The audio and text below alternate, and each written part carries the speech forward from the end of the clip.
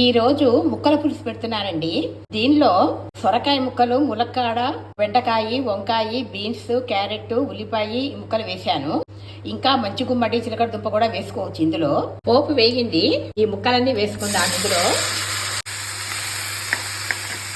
ఇప్పుడు పసుపు, ఉప్పు, కొద్దిగా సాంబార్ పౌడరు, చాట్ పొడి కూడా వేస్తున్నాను, బాగుంటుంది రుచికి.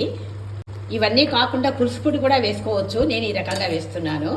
ఇప్పుడు ఇవన్నీ కూడా కలిపేసి నీళ్లు పోసి ఈ ముక్కలు ఉడికేంత వరకు కూడా ఉడకబెట్టాలి.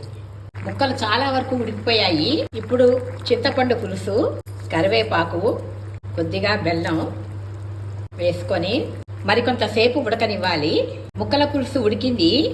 ఇప్పుడు నీళ్ళలో కలిపినటువంటి బియ్య పిండిని వేసుకోవాలి. చివరగా కొంచెం కొత్తిమీరను కూడా కలపాలి. ముక్కల పులుసు రెడీ అయ్యింది.